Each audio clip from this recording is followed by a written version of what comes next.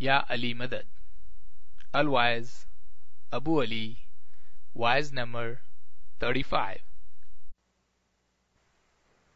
یا علی مدد. اللهم صل علی محمد المصطفى وآل محمد المصطفى الى قیامہ. جیرے والا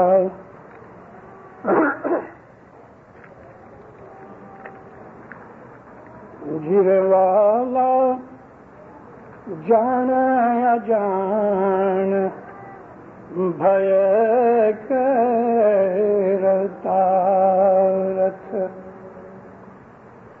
سادھ سبھا سکھکاری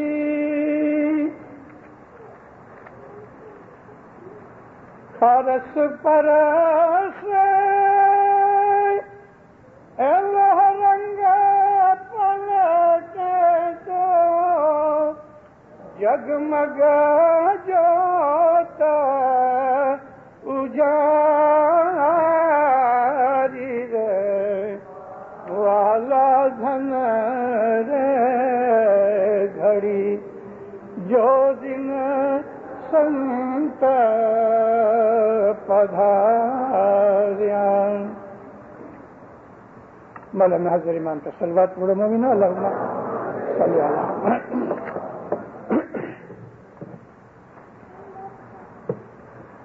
دنیا کے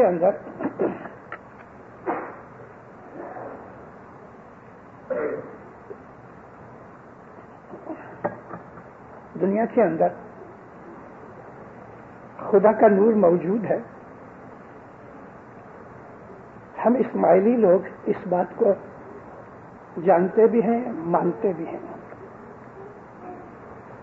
دنیا کے اندر ہر زمانے کے اندر ایسے لوگ رہے کہ جو اس بات کو جانتے تھے اور مانتے تھے کہ ان کے زمانے کے اندر الہی نور دنیا میں موجود ہے. اسلام ظاہر ہونے سے پہلے، رسول اللہ کی بعثت سے پہلے، یعنی رسول اللہ نے اپنی نبوت کا اظہار کیا، اس کے پہلے یہودیوں میں، عیسائیوں میں اور ایون مجوسیوں کے اندر کچھ ایسے لوگ جو عابد تھے، وہ لوگ اس بات کو مانتے تھے کہ قریب میں ہی کوئی پیغمبر ظاہر ہونے والے ہیں. وہ اس بات کو جانتے تھے کہ خدا نے اس مخلوقات کو پیدا کر کے چھوڑ نہیں دیا اور اس مخلوقات کی ہدایت کے لیے اس نے بندوبست کیا ہوا ہے. آج بھی اس دنیا کے اندر بعض ایسے لوگ غیر قوموں کے اندر ہیں، غیر مذہبوں کے اندر ہیں کہ جو عابد ہیں اور وہ عام دنیا کے انسانوں جیسے خیالات نہیں رکھتے. اگرچہ بہت سے لوگوں کی آنکھوں پہ پردے پڑے ہیں، مگر وہ یہ محسوس ضرور کرتے ہیں اپنے اپنے مذہب کے اعتقاد کے حساب سے کہ دنیا کے اندر ایک ایسی ہستی ہے کہ جس کی وجہ سے یہ کائنات چل رہی ہے. کرسچن لوگوں کے اندر ایسے لوگ میں ملا بھی ہوں بعضوں میں جو ہیں تو وہ جیسس کی طرف نگاہیں کرتے ہیں کہ حضرت عیسیٰ کا، جس کو وہ لوگ مانتے ہیں، کسی نہ کسی طریقے سے وجود اس دنیا کے اندر موجود ہے. ہم اسماعیلی نہایت ہی خوش نصیب ہیں کہ ہمارا یہ جو فرقہ ہے، ہمارا یہ جو طریقہ ہے، ہر زمانے کے اندر موجود رہا اور کبھی بھی ہمارے اس طریقے کے اندر بریک نہیں ہوئی یا گیپ نہیں پڑی. ہمارے ہاں حضرت امام موجود رہے. نبی کریم سے پہلے اور حضرت علی کی امامت سے پہلے آپ ایسا نہیں سمجھنا کہ ہمارا وجود نہیں تھا. ہمارا وجود یعنی کہ اسماعیلی طریقہ ہے، اگرچہ اس کا نام الگ تھا مگر اسم علی طریقہ حضرت علی سے پہلے بھی تھا، رسول اکرم کی نبوت کو ظاہر ہونے سے پہلے بھی تھا۔ ہمارا یہ طریقہ نبی کریم اور حضرت عیسیٰ کے درمیان جو 600 برس نکلے، ان تمام 600 برسوں میں موجود تھا۔ ہمارا یہ طریقہ حضرت عیسیٰ علیہ السلام سے پہلے دانیال نبی اور یحییٰ نبی، یونس نبی، زکریا نبی، یعقوب نبی، یوسف نبی، موسیٰ نبی، اور یہاں تک کہ حضرت ابراہیم اور اس کے پہلے حضرت نوح اور اس کے پہلے حضرت آدم، ان کے زمانے میں بھی ہمارا یہ طریقہ موجود تھا۔ آپ کو اس بات میں تعجب نہیں ہونا چاہیے، اس لیے تعجب نہیں ہونا چاہیے کہ ہمارا جو طریقہ ہے وہ اسلام کا ایسنس ہے، یہ اسلام ہے جس کے اوپر ہم چل رہے ہیں، اور اسی اسلام کو ہمارے پیروں نے صراط المستقیم کا ترجمہ کر کے ست پنتھ بتا دیا۔ ست پنتھ کیا ہے؟ صراط المستقیم کیا ہے؟ کہ ہر زمانے کے اندر جو خدا کا نور دنیا میں موجود ہے اس کی تابع داری کرنا۔ ہمارے سارے مذہب کا لب لباب ایسنس یہ ہے کہ جو امام حاضر ہے اس امام کا حکم مانا جائے۔ میں جب یہ کہتا ہوں کہ حضرت امام کا حکم مانا جائے تو آپ یہ خیال نہیں کرنا کہ حضرت امام سے پہلے جو امام ہوئے ان اماموں کے فرمانوں کو رد ہو گئے یا رد کیا گیا، ایسا کبھی نہیں ہوا۔ ہر امام ایک ہی نور ہے علی کا، جس طرح سے کہ ہر پیغمبر کے اندر محمد ہی کا نور تھا، اسی طرح سے حضرت علی کے بعد اور حضرت علی سے پہلے ہمیشہ علی کا نور موجود رہا۔ فنڈامنٹل پرنسپلز جو ہیں، وہ اصول کے جو دین کے اصول ہیں، ان میں کبھی بھی فرق نہیں پڑا۔ 1400 برس نہیں، 14,000 برس بھی ہو جائیں، 14 لاکھ برس بھی ہو جائیں، 14 کروڑ برس بھی ہو جائیں، جب سے خدا تعالیٰ نے یہ کائنات پیدا کی ہوئی ہے، جو اصول ہے جس کے اوپر دین چل رہا ہے وہ اصول آج تک ایک ہی ہے، اور قیامت تک بھی، بلکہ قیامت کے بعد بھی یہ اصول قائم رہے گا۔ میں نے قیامت کے بعد کا ذکر اس لیے کیا کہ قیامت اس زمین کی ہوگی جس کے اوپر ہم رہتے ہیں، اس زمین کی قیامت ہوگی، لیکن دوسری تو دنیا بے حساب ہے۔ قیامت کا یہ مطلب نہیں سمجھنا کہ آسمان زمین سب برباد ہو جائیں گے، یہ دنیا کی قیامت ہے، یہ دنیا برباد ہو جائے گی کیونکہ یہ بہت پرانی ہو گئی ہے، اور پرانی ہونے کی وجہ سے ایک اور بات بن گئی ہے کہ آج اس دنیا کے اوپر، اس زمین کے اوپر کہ جس پہ اندر آج 6 ارب آدمی رہتے ہیں، 6 بلینز ہیں، ابھی اس میں گناہ بڑھ گئے ہیں، اتنے زیادہ بڑھ گئے ہیں کہ زمین برداشت نہیں کر سکتی۔ ثواب اور گناہ دو چیزیں اس تمام انسان کی ذات کے اندر زندگی میں چل رہی ہیں۔ ہمارے گناہ بہت بڑھ گئے ہیں، اور بھی بڑھیں گے، اور بھی بڑھیں گے۔ ہمارے پیر کہتے ہیں کہ 97.5% گناہ ہو جائیں گے اس دنیا کے اوپر، اور فقط 2.5% عبادت بندگی اور نیکی رہے گی۔ ہم کو پیروں نے اس کی پرسنٹیج تک نکال کے بتائی ہے۔ جب وہ وقت آئے گا کہ 97.5%، پیر نے اس زمانے کے اندر جو ایرتمیٹک ہمیں بتایا اس کے اندر فیصد یا پرسنٹیج کا نام نہیں، مگر پیروں نے اس زمانے کے لوگوں کی طبیعت اور ان کے علم دیکھ کر انہوں نے کہا کہ 20 میں سے 19.5 گناہ ہوں گے، اور آدھا حصہ 20 میں سے آدھا عبادت بندگی اور نیکی ہوگی۔ تو میں نے اس کو پرسنٹیج کے اندر کنورٹ کر کے آپ کو کہا کہ 97.5% گناہ ہوں گے، فقط 2.5% نیکیاں رہیں گی۔ یہ اطلاق انسانوں کے اوپر بھی لگتے ہیں کہ اگر 6 بلین لوگ ہیں تو ان 6 بلین کے اندر آج نہیں، کیونکہ آج پیروں کے کہنے کے حساب سے وہ زمانہ نہیں آیا کہ جس کا ذکر یہ کیا گیا ہے کہ 97.5% گناہ ہو جائیں گے. ابھی تک اس فگر تک ہم پہنچے نہیں، لیکن ہم بہت نزدیک میں پہنچ رہے ہیں. اور جب یہ موقع آئے گا، جب یہ بات ہو جائے گی، تو اس وقت دنیا کانپ اٹھے گی. میں اس جن چیزوں کا ذکر نہیں کرنا چاہتا کیونکہ طویل ہیں اور غیر ضروری ہیں اس محفل کے اندر، اس مجلس میں. آج میں یہ کہہ رہا تھا کہ ہم لوگ اسماعیلی لوگ دنیا بھر میں سب سے زیادہ خوش نصیب اس لیے ہیں کہ ہمارے باپ داداؤں کی عبادتوں اور نیکیوں کی وجہ سے، اور ان کے باپ داداؤں کی نیکیوں کی وجہ سے، اور وہ لوگ کہ جو اس مذہب میں سب سے پہلے آئے، ان کے پہلے بھی ان کی روحیں موجود تھیں.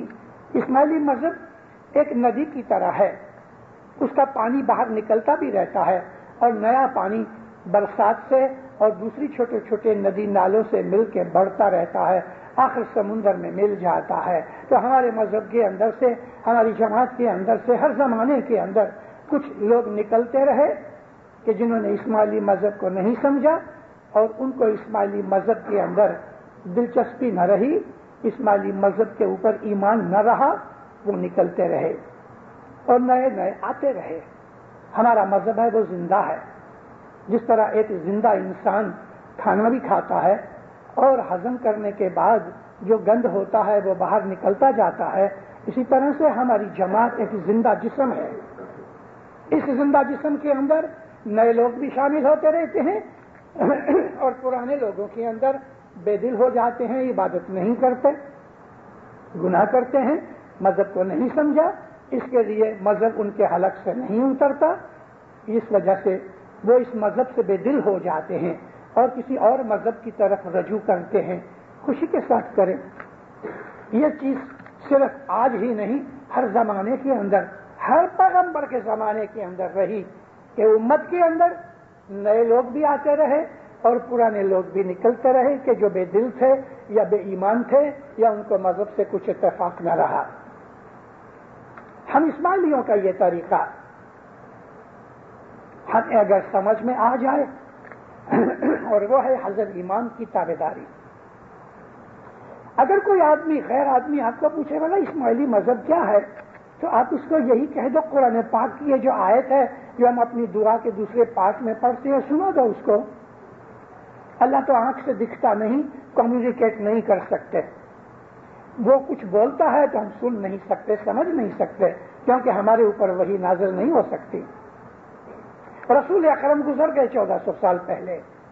بہت سی چیزیں جو ہمیں کتابوں میں لکھی ہوئی ملتی ہیں نبی پاک کی، وہ انہوں نے خود نے نہیں لکھی، لوگوں نے سن سن کے لکھی ہیں. اور بعض ایسی چیزیں ہیں کہ جو قرآن شریف کے علم کے حساب سے نہیں ملتی. اس لیے ہمیں یہ دل میں شک پیدا ہوتا ہے کہ رسول اکرم کی جو احادیث ہیں وہ سچی ہیں بھی کہ نہیں. نبی خود کہتے تھے میرے بعد بہت سے لوگ میرے نام سے جھوٹی حدیثیں بیان کریں گے، اور جھوٹی حدیثیں بیان کی گئی. میں آپ کو میں آپ کو اس جہت کے اندر یہاں ایجوکیٹ نہیں کر سکتا، لیکن اگر آپ کو واقعی شوق ہے صرف ایک کتاب پڑھ لو، کیونکہ حدیث کی کتابیں بے حساب ہیں. یہ جو مشہور حضرت بخاری تھے، محمد اسماعیل بخاری، جن کو سنی بھائی امام بخاری کہتے ہیں اور جس کی حدیث سب سے زیادہ اوتھینٹک مانی گئی ہے، ان کو حدیث جمع کرنے کا جب شوق ہوا اور تمام اس زمانے کے اسلامی ملکوں میں سفر کیا، بہت سے لوگوں کو ملے. خود امام بخاری لکھتے ہیں کہ میں نے 14 لاکھ حدیثیں اکٹھی کی. 14 لاکھ، کتنا بڑا خزانہ تھا یہ. مگر یہ 14 لاکھ حدیثیں ایک ہی حدیث 100 آدمیوں نے ڈفرنٹ طریقے سے بیان کی. اس طرح بعض حدیثیں ایک ہی حدیث ہے، ایک ہی مقصد ہے، لیکن 100 150 200 طریقے سے بیان کی گئی ہے اور آپس میں ملتی نہیں.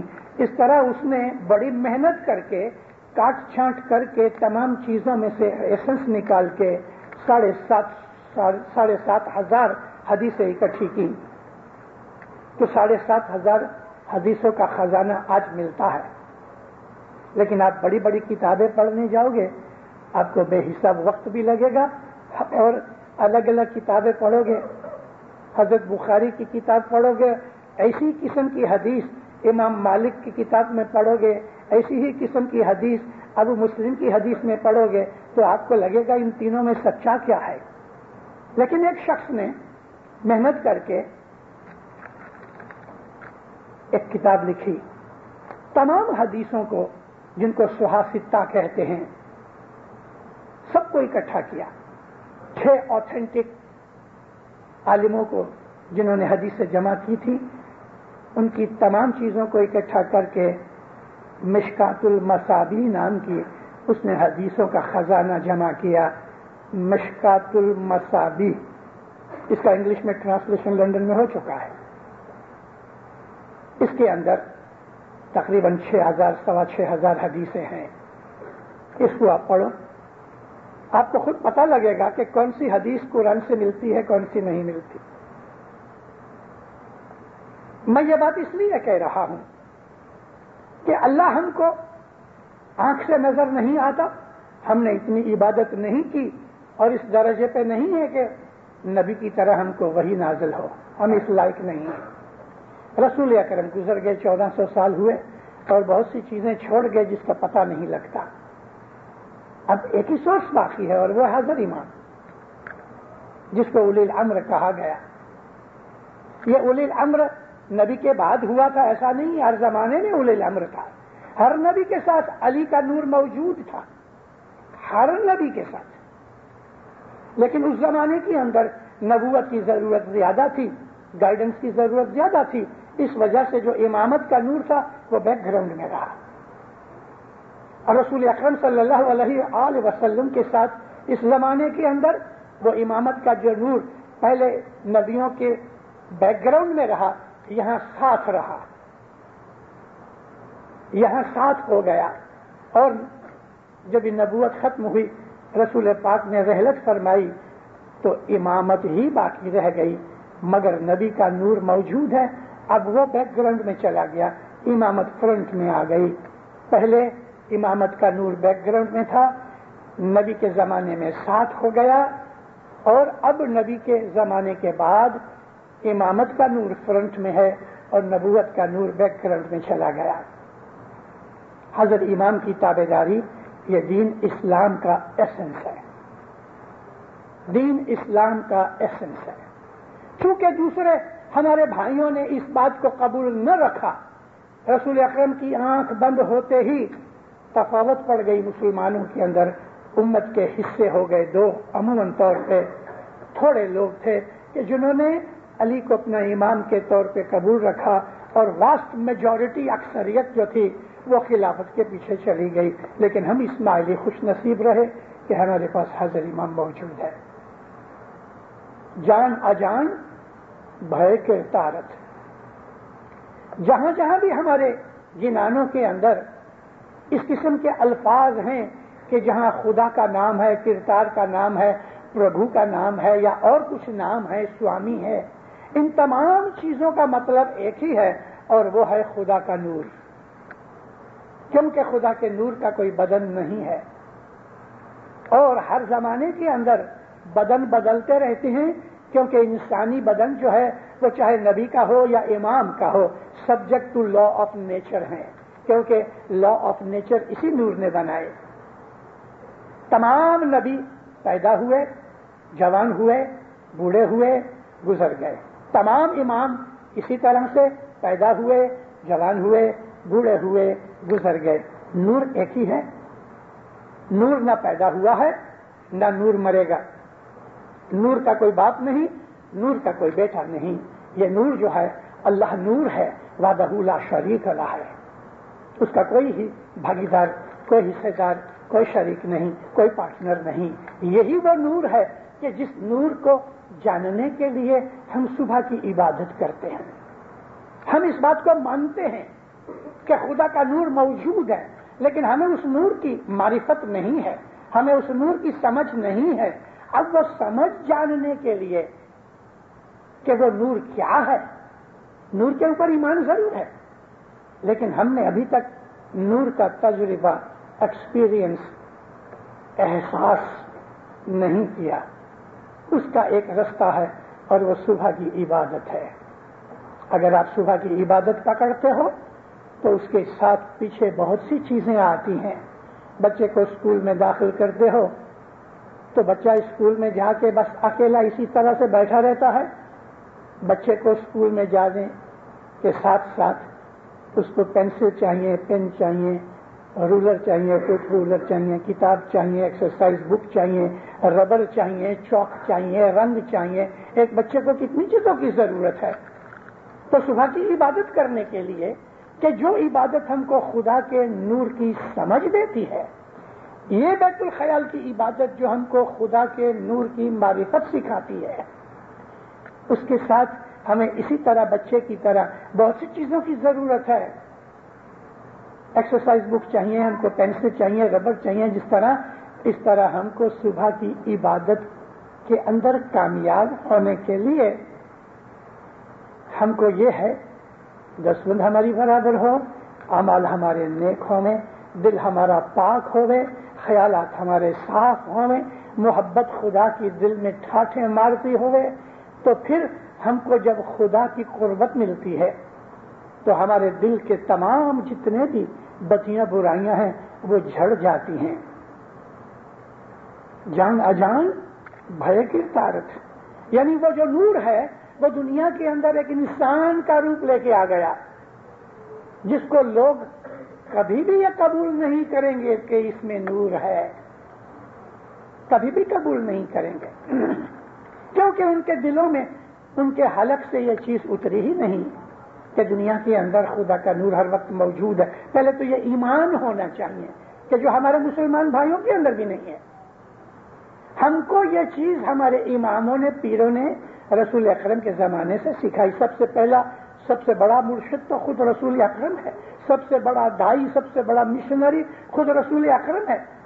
حضور ایک مشنری کی طرح گاؤں گاؤں گھومتے تھے، ایک ایک آدمی کو انفرادی طور پہ، انڈیویجولی طور پہ بھی پکڑ کے اس کو مذہب سکھایا کرتے تھے، اور پھر جب لوگ بڑھ گئے تو اپنے ہاتھ کے نیچے انہوں نے عامل بنائے کہ جو لوگوں کو جا کے مذہب سکھاتے تھے، اسلام کی تعلیم دیا کرتے تھے۔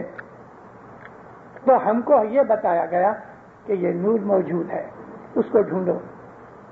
خدا تعالیٰ نے قرآن شریف میں بہت سارا اس جگہ کا ذکر کیا ہے کہ ہم نے اس دنیا کے اندر کتاب اور نور بھیجے ہیں۔ اب بہت سے جو ترجمہ کرنے والے مفسر ہیں، جو جنہوں نے تفسیر لکھی، یہاں آ کے ذرا گھبرا جاتے ہیں اور یہاں آ کے ذرا ٹھہر جاتے ہیں، سمجھ نہیں آتی، حالانکہ اس میں لکھا ہے کہ نوراً و کتاب مبین، قد جاکم اللہ نوراً و کتاب مبین، بھیجا گیا ہے نیچے اللہ کی طرف سے تمہارے اندر نور، واو نے کہہ دیا اینڈ، اور کتاب، یعنی دو چیزیں ہیں، ایک نہیں۔ تو جو بہت سے مفسر یا مترجم جو ہوتے ہیں وہ کیا کہتے ہیں کہ نور کو انہوں نے اسلام بنا دیا اور کتاب کو انہوں نے قرآن کہہ دیا۔ کیا خدا تعالیٰ کو ڈکشنری کے اندر سے یہ لفظ نہ ملا کہ وہ اس کے اندر دین لکھتا، دین و کتاب مبین، ایسا لکھ دیتا کہ اسلام و کتاب مبین، حالانکہ جہاں اسلام کا نام آیا تو اللہ تعالیٰ نے اس کا ذکر کیا ہے دین اسلامہ۔ تو نور جو ہے، خدا کہتا ہے میں نور ہوں، زمین اور آسمانوں کا نور ہوں۔ زمین کا لفظ واحد ہے، سنگولر گرامر کے حساب سے زمین سنگولر ہے، اگر سنگولر نہ ہوئے تو ارضین کہا جاتا ہے، زمینیں، مگر یہاں سنگولر فارم میں زمین اور آسمان نہیں کہا، پلورل کہہ دیا، سماوات، اللہ نور سماوات والارض، خدا زمین کا اور آسمانوں کا نور ہے۔ زمین کو سنگولر میں اس لیے کہا کہ ہم اسی سنگولر زمین کے اوپر ہیں، اور باقی جتنی زمینیں ہیں وہ ہماری نظر میں ہماری حیثیت کے حساب سے آسمان پر ہیں. جتنے بھی پلینٹس ہیں وہ زمینیں ہیں، لیکن چونکہ ہمارے پاؤں اس پر نہیں ہیں، ہمارے لیے وہ آسمان پر ہیں. اور آسمان کے اندر کروڑ ہا زمینیں، کروڑ ہا دنیایں موجود ہیں. اس لیے خدا تعالیٰ نے زمین کا لفظ سنگولر فارم میں کہا اور سماوات کا لفظ پلورل فارم میں کہا. ساری کائنات محیط ہو گئی. اس طرح سے خدا نے کہا کہ میرا نور موجود ہے. اگر خدا یہ کہتا ہے کہ میں زمین اور آسمانوں کا نور ہوں تو زمین کا نور کدھر ہے؟ خدا نے کہا کہ میں زمین اور آسمانوں کا نور ہوں تو زمین کا نور کدھر ہے؟ ہر جگہ پھیلا ہوا ہے. اس نور کو حاصل کرنا یا اس نور تک پہنچنا، اس نور کا کوئی نہ کوئی مرکز تو ہوگا. جیسے کہ سورج کی روشنی ہر جگہ ہے، زمین پر بھی ہے، زمین کے بعد دوسری اور زمینوں پر بھی سورج کی روشنی پڑتی ہے، لیکن وہ روشنی نکلنے کا کوئی مرکز خدا تعالی وحدہ لا شریک ہے. مگر اس کے جو نور کا جو اثر ہے وہ ہر شے کے اوپر ہے. ہم کو وہ خدا کا نور اپنے دل میں، اگر وہ سب جگہ ہے تو ہمارے دل میں بھی خدا کا نور تو ہے نا. تو اپنے دل کے اندر اس نور کو ڈھونڈنے کے لیے کوئی رستہ، وہ ہے ہماری عبادت. اسلام میں بہت سے ایسے صوفیہ کرام نکلے کہ جنہوں نے رسول اکرم کی وفات کے بعد بھی اور خود رسول اکرم کی زندگی کے اندر بھی اس بات کی کوشش کی کہ 5-4 وقت کی، کہ 3 وقت کی، کہ 1 وقت کی عبادت، نماز وغیرہ، روزے اور تلاوت وغیرہ کے علاوہ اور بھی تو کچھ ہے. کیا بس اتنی ہی تعلیم ہے کہ تم نماز پڑھو، زکوٰۃ دو اور روزے رکھو بس؟ کیا اس 3 چیزوں کے اندر اسلام ہو گیا؟ اسلام تو بہت بڑا ہے. اللہ کہتا ہے ہر نبی کا دین اسلام تھا، ہر نبی کا دین اسلام تھا. تو اسلام تو خدا تعالیٰ نے کائنات بننے سے پہلے بنایا. فرشتوں کا دین اسلام تھا. آدم علیہ السلام کے پیدائش سے بہت پہلے جو فرشتے تھے اور روحیں تھیں عالم ارواح کے اندر، وہ سب کے سب مسلمان تھے. مسلمان کا نام لازم نہیں کہ عربی نام ہوئے یا پرشین نام ہوئے. آپ اس کو عبداللہ کہو کہ امیر کہو کہ وزیر کہو، ناموں سے کوئی مسلمان نہیں ہوتا. اگر آپ جاؤ ادھر مڈل ایسٹ کے اندر تو لیبنان اور دوسرے بہت سے علاقوں کے اندر، ترکی کے اندر جو کرسچن ہیں ان لوگوں کے نام بھی عربی نام ہیں. عبد الواحد، عبد الودود، ایسے نام کرسچنوں کے ہیں. نام سے مسلمان نہیں بنتا، کام سے بنتا ہے. تو یہاں پیر کہتے ہیں جان اجان بھرے کردارت. خدا کا جو نور ہے وہ دنیا میں موجود ہے، لیکن اجانے لوگ اس کو سمجھتے نہیں. پھر کہتے ہیں پارس پر سے لوہ رنگ پلٹے. اگر جس طرح پارس اور لوہے کی دوستی سے، پارس کے طاقت کے وجہ سے لوہا سونا بن جاتا ہے، اپنی کالک کو، اپنی کدورت کو چھوڑ کے سونا بن جاتا ہے پارس کی وجہ سے، اس طرح تم اگر اس نور کے ساتھ دوستی کرو گے تو لوہا جو تمہارے دل کے اندر ہے، جس کی کوئی قیمت نہیں، وہ مٹ کے سونا بن جائے گا. مطلب کہ ہم انسانی حیثیت میں رہ کے بھی اگر اس پارس یعنی کہ حضرت امام کی صحبت میں، سنگت میں اور اس کی غلامی اور اس کی تابعداری میں آ گئے تو اس کی میٹھی نظر سے ہم سونا ہو جائیں گے. یہاں سونے کا مطلب قیمت کا لحاظ ہے. لوہا جو ہے وہ اگر 1 من بھی ہوئے تو 1 تولے کی سونے کی قیمت کے برابر نہیں ہے. تو خدا تعالیٰ کے اس نبی نے، جس کو ہم ہر وقت یاد کرتے ہیں اور ہر وقت ہم اس کے اوپر درود و سلام بھیجتے ہیں، ہمارے اوپر بہت بڑا احسان کیا کہ اس نبی نے لوگوں کے اندر ہاتھ پکڑ کے علی کا ہاتھ اونچا کر کے کہا یہ تمہارا مولا ہے. یہ ناصر خسرو نے ایک جگہ لکھا ہے کہ رسول اکرم کو بھی علی کا ہاتھ تھامنے کی تمنا ہوئی. نبی نے بھی علی کا ہاتھ پکڑا کیونکہ یہ ضرورت تھی. اس کے اندر اسماعیلی لوگ اس بھید کو جان سکتے ہیں، غیروں کو پتہ نہیں ہے کیونکہ ان کو علی کی شناخت ہی نہیں. نبی کی شناخت پوری نہ ہونے کی وجہ سے علی کی شناخت نہ رہی. اگر ہم نے اللہ کا حکم نبی کے معرفت سے قبول کیا ہوتا کہ نبی جو کہتا ہے وہ خدا ہی کے حکم سے کہتا ہے، اگر یہ چیز ہم نے مانی ہوتی تو ہم کو علی کی شناخت ہوتی. ہم نے یہ چیز نہیں مانی. میں یہاں ہسٹری ریپیٹ کرنا نہیں چاہتا.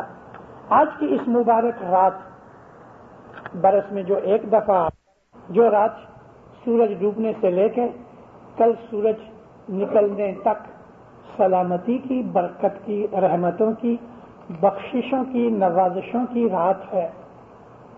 میں آپ کو دوسری مجلس کے اندر انشاءاللہ لیلۃ القدر کے اوپر کہوں گا، مگر اس پہلی مجلس میں اس وقت آپ کے پاس میری عرض گزارش یہ ہے کہ اس نور کی طلب کرو کہ جس نور نے تمام کائنات خلقت کو پیدا کیا.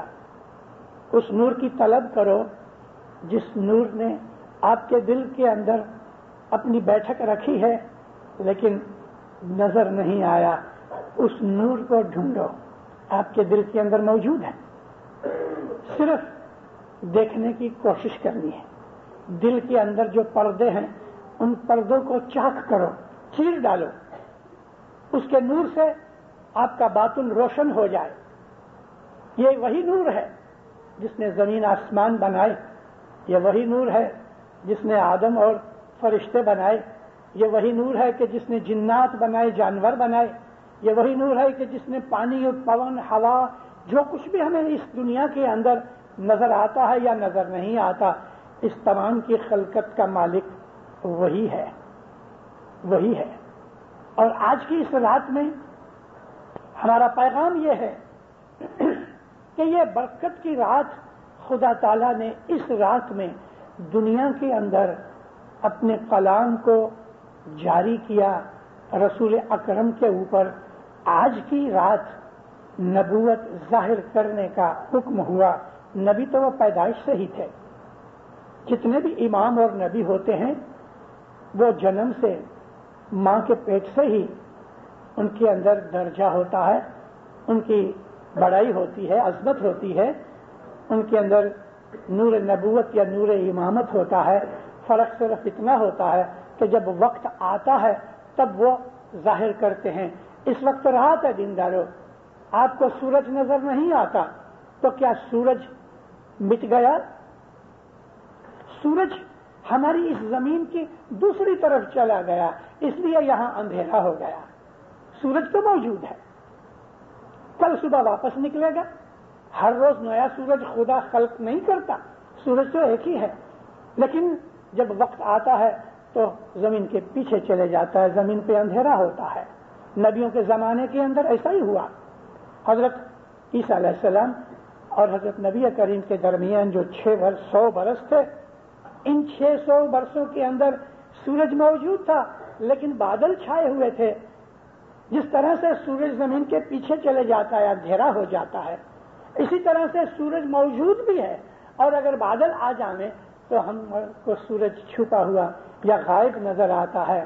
یہ 600 کنویں عراق نے جلا دیے کویت کے اندر، اس کی ساری ہسٹری اور فوٹو دیکھ کے میں بڑا حیران ہوا کہ اس کا دھواں اتنا پھیل گیا کہ دوپہر کو ایسا لگتا ہے کہ رات ہوئی ہے. آج تک انسان کی زندگی کے اندر، ساری ہیومن ہسٹری کے اندر اتنی بڑی آگ کبھی نہیں لگی. اور رسول اکرم کی ایک حدیث مجھے یاد آ گئی. نبی فرمایا کہ ایک ایسی آگ نکلے گی کہ جس کا دھواں چین تک جائے گا، اور یہ دھواں اب افغانستان تک پہنچ گیا ہے، یہ دھواں رشیا کے ساؤتھ تک پہنچ گیا ہے. کوئی وجہ نہیں کہ چند ہفتوں کے اندر چین تک پہنچے.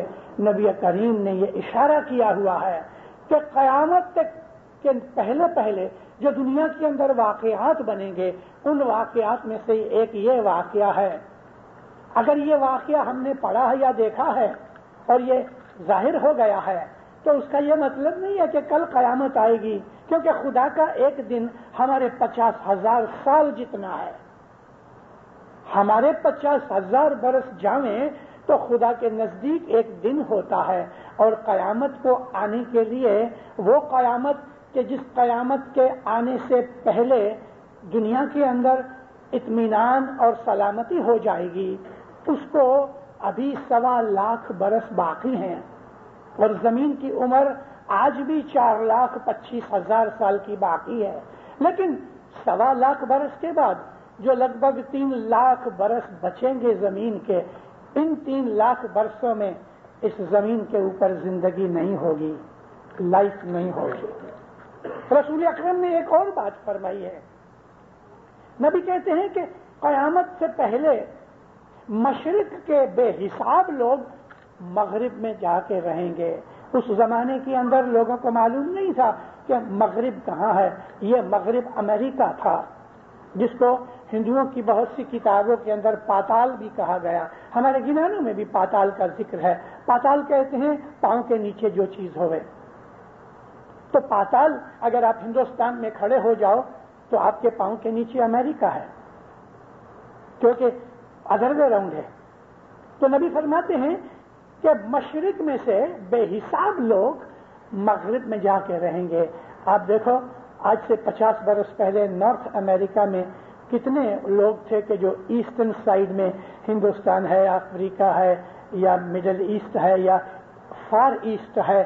آج لاکھوں آدمی اس طرف آ رہے ہیں اور بھی آئیں گے، اور بھی آئیں گے. نیکسٹ 50 ایئرس کے اندر اگر 2-4 کروڑ آدمی فار ایسٹ سے یا ایسٹ سے یا مڈل ایسٹ سے امریکہ اور کینیڈا میں آ جائیں، آپ کو تعجب نہیں ہونا چاہیے، کیونکہ رسول اللہ نے اس بات کا اشارہ کیا ہے. وہ وقت نزدیک آ رہا ہے کہ جب مجبوراً، یہاں میرا وقت جو میں نے مجبوراً کا جو لفظ کہا ہے سوچ سمجھ کے کہا ہے. یہاں مجبوراً کا مطلب یہ ہے کہ اگر بہت زیادہ بیماری ہو گئی خراب، موت کا ڈر آ گیا تو پھر آپریشن کرنا پڑتا ہے. تو یہ مجبوری ہو گئی. حضرت امام کو جس زمانے کے اندر یہ بات بنے گی اس زمانے کے حضرت امام کی بات کرتا ہوں. اس زمانے کے حضرت امام کو موقع دیکھ کے کہ ابھی کوئی دوسرا چارہ نہیں سوا کہ اس کو بچانے کے لیے، بیماری دور کرنے کے لیے آپریشن کیا جائے. اور وہ امام پھر آپریشن کرنے کے لیے کھڑا ہوگا اور جس طرح گندی اور سڑی ہوئی اندر کی چیزیں سرجن نکال کے باہر پھینک دیتا ہے، اس طرح سے اس زمانے کا امام جس کو حدیثوں میں اور دوسرے حساب سے مہدی کہا گیا، مہدی قائم، القائم بھی حضرت مہدی کا لقب ہے، وہ اس زمانے کے اندر اپنا کام کریں گے. پارس پر سے لوہ رنگ پلٹے. اس مولا کی دوستی کرو، مولا سے محبت کرو، مولا کی فرمان برداری کرو.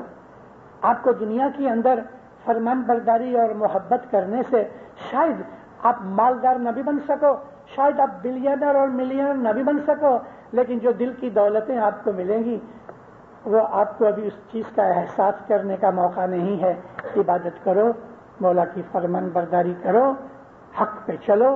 اور جس طرح اسکول کے بچے کو بہت سی چیزوں کی ضرورت ہے، نیک اعمال، 10 وقت 3 وقت کی دعا، جماعت خانے کی حاضری، یہ تمام چیزیں مل کے ہماری صبح کی عبادت میں کام آتی ہیں. اگر بچے کے پاس پینسل نہیں ہے تو بیچارہ کیا لکھے گا؟ کیسی معمولی سی چیز ہے، 10 سینٹ کی ملتی ہے مگر پھر بھی بڑی قیمتی ہے. یہ 10 وقت، یہ جماعت کی حاضری، یہ ایسی چیزیں ہیں کہ جو ہماری بیت الخیال کی جو ہماری طبیعت ہے، ہماری زندگی ہے، جس کو میں باطنی زندگی کہتا ہوں، اس میں یہ بہت ضروری چیزیں ہیں. میں آپ سے ایک ہی چیز دھیان کھینچنے کی کوشش کرتا ہوں. آپ حضرت امام کو پیار کرتے ہو؟ آپ کہو گے ہاں. میں سوال کرتا ہوں لیکن آپ سے جواب طلب نہیں کرتا، کیونکہ آپ اپنے دل میں خود ہی اس کا جواب اپنے خود کو کہہ دو. حضرت امام سے پیار کرتا ہوں، اپنے دل سے کہو ہاں یا نہ. اگر پیار کرتے ہو تو اس کا حکم ماننا چاہیے، ہاں ماننا چاہیے. اگر پیار کرتے ہو تو اس کو راضی رکھنا چاہیے، لازم، کیونکہ جو پیارا ہوتا ہے اس کو تو راضی کرنا ہی محبت کا اصول ہے. محبت ڈیمانڈ نہیں کرتی، محبت تو دیتی ہے. محبت میں طلب آ گئی تو وہ محبت نہیں رہتی، وہ سودا ہو گیا. بھائی میں نے پیسے دیے، آپ میرے کو میرا سودا دے دو. آپ نے محبت کی ہے اور اس میں ڈیمانڈ بھی کرتے ہو تو پھر وہ محبت نہیں، وہ سودا ہو گیا، شاپنگ ہو گئی. محبت میں طلب نہیں ہوتی، محبت میں قربانی ہوتی ہے، محبت میں دینا ہوتا ہے، اور محبت میں ایک ہی ایم ہوتا ہے کہ میں اپنے محبوب کو راضی کروں. پھر محبوب اگر خوش ہو جائے اور کچھ دے دے تو نہایت ہی خوش نصیبی ہے، نہ بھی دے تو بھی محبت کرنے والا اپنے محبوب کو راضی کرنے ہی کی کوشش کرتا ہے. اب میں آپ کو یہی سوال کرتا ہوں کہ آپ مولا سے محبت کرتے ہیں؟ جی ہاں. تو آپ مولا کو ناراض کرنا چاہتے ہیں؟ جی نہیں. آپ چاہتے ہیں کہ آپ مولا کو دکھ دینے کہ جس کو پیار کرتے ہیں؟ ارے صاحب کیا کہتے ہیں، مولا کو میں دکھ دوں؟ لیکن آپ دکھ دیتے ہو.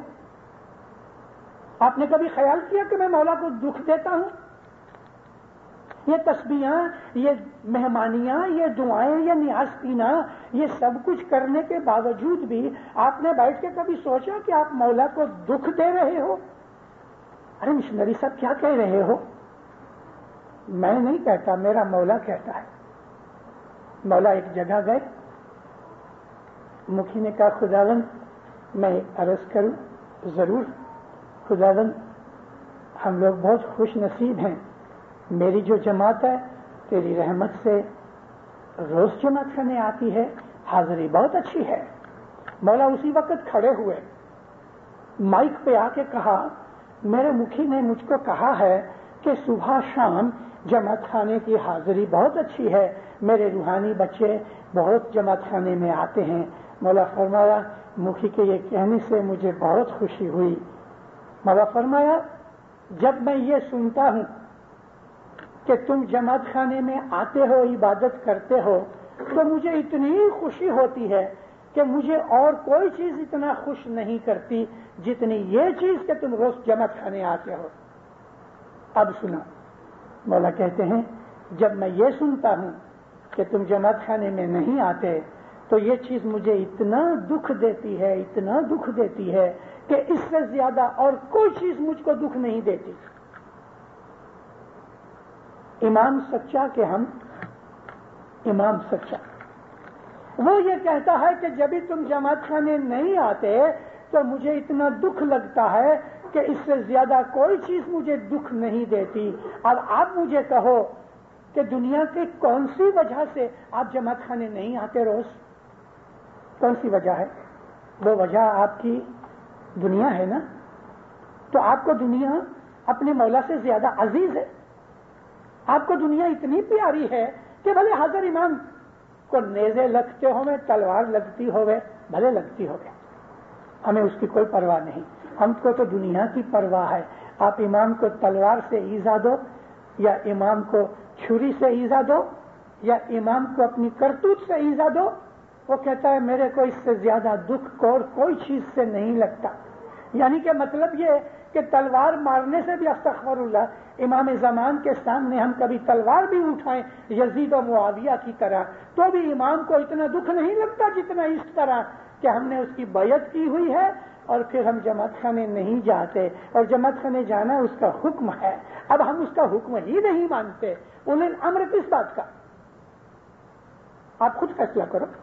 ارے لوگوں نے اپنی سلطنتیں چھوڑ دی مذہب کے لیے، لوگوں نے اپنے ماں باپ کو چھوڑ دیا، لوگوں نے اپنے بچے کٹوا دیے، لوگوں نے اپنی گردنوں پہ تلواریں چلوا ڈالی، لوگوں کو جلتی ہوئی موم بتیوں سے داغا گیا، مولا کے عشق اور محبت کو نہیں چھوڑا. سولی پہ چڑھ گئے، پاؤں باندھ کے اونڈے لٹکائے گئے، اسی طرح سے مر گئے، کپڑے سڑ گئے، گوشت سڑ گیا، ہڈیاں ٹوٹ کے گرنے لگیں. ایسے ایسے دکھ اٹھائے حضرت امام کی محبت میں، اور ہم سے ادھر نہیں ہوتا. سب بہت دور رہتے ہیں. اچھا بہت دور رہتے ہیں تو اس کو کہو یا مولا یہ تو نے کیا کیا، مجھے اتنی دور تو نے گھر دیا، یا مولا تو نے مجھے ایسی روزی دی ہے کہ میں تیرے دروازے تک نہ پہنچ سکوں؟ اگر یہ مجبوریاں ہیں تو آپ کو کبھی یاد آیا کہ جماعت خانے میں آ کے ہاتھ اٹھا کے اس کو سیٹھ کو کہو مولا مجھے روز جماعت خانے آنا ہے، میں روزی کمانے جاتا ہوں، کو جو تیرا ہی فرمان ہے کہ حلال سے روزی کماؤ تو عبادت میں لکھا جائے گا، تو یا مولا ایسا نہیں ہوگا کہ میں جماعت خانے آ سکوں؟ تو کیا وہ آپ کی دعا نہیں سنے گا؟ دارالسلام میں 66 کے اندر مولانا حضرت امام آئے، مہمانیوں کا کام جاری تھا، لمبا چوڑا ویل بلٹ آدمی، اس کی بیوی بچے کے ساتھ مہمانی پیش کی، گھٹنوں پہ بیٹھ گیا، کہتا مولا میری ایک پرابلم ہے۔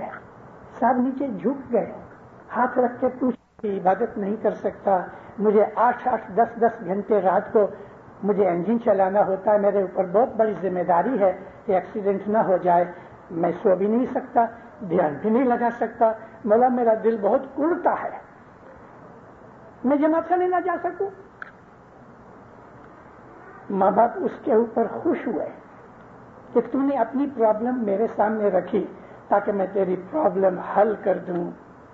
مولا فرمایا انشاءاللہ میں دعا کرتا ہوں کہ تیری ڈیوٹی بدل جائے اور تو صبح شام جماعت خانے میں آوے، لیکن جب تک تیری ڈیوٹی نہیں بدلتی تم انجن چلاتے چلاتے مجھ کو یاد کر لو، اگر اتنا وقت نہیں ہے کہ تم بیٹھ کے دعا پڑھ سکو یا عبادت کر سکو 4 بجے صبح، تو تم مولا کہتے ہیں تم مجھ کو یاد کر لو۔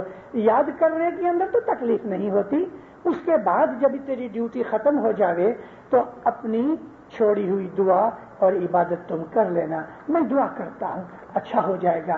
1 سے 1.5 مہینے کے بعد اس کی ڈیوٹی بدلا دی گئی، اس کو انجن ڈرائیور میں سے نکال کے، یعنی جو مسافری کی پیسنجر ٹرین ہوتی تھی اس کی جگہ اس کو گڈس ٹرین میں ڈال دیا۔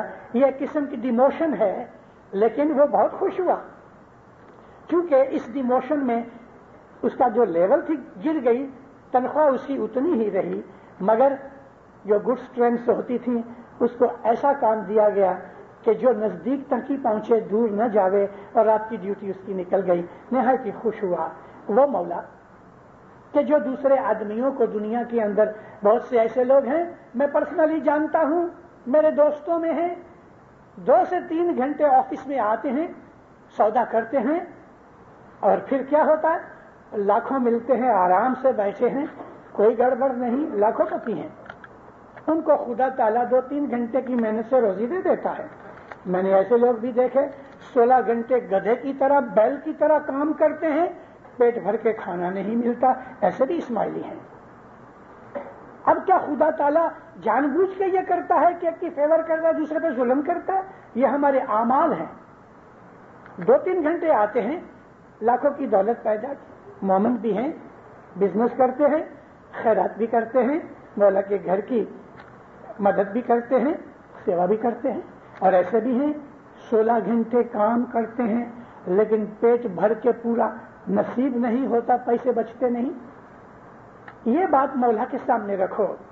اگر آپ کے دل کے اندر سنجیدگی اور سنسیئرٹی ہے، اگر آپ کو لگتا ہے کہ مجھ کو اپنی روحانی زندگی کی کنسرن ہے، تو مولا کے ساتھ بات کرو کہ یا مولا میں تیرے حکم کے اوپر چلنا چاہتا ہوں، مجھے روز جماعت کرنے آنا ہے۔ آپ کے دل کے اندر وہ چیز کی طلب ہونی چاہیے، پیار ہونا چاہیے کہ مجھے جماعت خانے میں آنا ہے۔ ارے جماعت خانے نہیں آئے تو رو، کرائی کرو، آج میں جماعت خانے نہ جا سکا۔ حضرت امام کہتا ہے شام کو مجھے روز تم ملنے آیا کرو۔ کیسا خوش نصیب ہے وہ آدمی کہ جس کو حضرت امام بلاتا ہے میرے گھر پہ آیا کرو۔ وہ آدمی جو جماعت خانے نہیں آتا، اس کے اعمال کی وجہ سے حضرت امام اس کو اپنے گھر میں نہیں آنے دیتا، اس کے اعمال کی وجہ سے، کیونکہ اس کو یہ لگتا ہی نہیں ہے کہ میں روز جماعت خانے جاؤں، وہ تو اپنی دنیا داری میں پڑا ہوا ہے۔ جو خدا کسی کو 2 گھنٹے میں روزی دیتا ہے اتنی کہ وہ کھا بھی نہیں سکتا، وہ خدا اس بچے کو 16 گھنٹے کے اندر بھی اتنی روزی نہیں دیتا۔ کیا وجہ ہے؟ کچھ وجہ ہے نا، اور وہ وجہ ہے ہمارے اعمال کی، ہماری نیت کی، ہماری محبت کی، حضرت امام کے ساتھ ہماری وفاداری کی ہے۔ ہم اتنے وفادار نہیں، ہم اتنے مولا کے تابعدار نہیں، ہم دنیا کو زیادہ پسند کرتے ہیں۔ ہم کو دنیا کی راحت میں بہت مزہ آتا ہے، شام کو بیٹھ کے ہم ٹی وی دیکھتے ہیں، جو ہم کو وہ سواد دعا میں نہیں آتا۔ ارے دعا پڑھو تو آپ کے دل میں ایمان کا نور پیدا ہو جائے۔ ہمارا یہ لاکھوں بھائی کہ جو مڈل ایسٹ میں اور رشیا چائنا میں رہتے ہیں، ان کے پاس بیت الخیال کی عبادت نہیں، وہ خود کہتے ہیں کہ دعا پڑھتے پڑھتے ہم کو امام کے نور کی دیدار کا برکت ملتی ہے۔ یہ چیز کہ مولا کی دوستی کرو، مولا کی تابعداری کرو، مولا کا فرمان مانو، مولا سے محبت کرو، اپنے دین پہ چست رہو۔ 4 دن کی زندگی ہے دینداروں، ہم کے کچھ پتہ نہیں کہ کب مر جائیں گے، اور موت ضرور ہے۔ وہ لوگ بھی جو خدا کو نہیں مانتے موت کو مانتے ہیں۔ سب کچھ ادھر رہ جائے گا، مرنا تو ہے۔ تو یہ سب دنیا داری کر کے، دین کو بگاڑ کے، اپنی زندگی گزار کے جب مر جائیں گے تو ہمارا حال کیا ہوگا؟ ہم نے کبھی آرام سے بیٹھ کے سوچا؟ آج اس برکت والی رات کو استغفر اللہ ربی واتوب علیہ، یہ تسبیح نکالو۔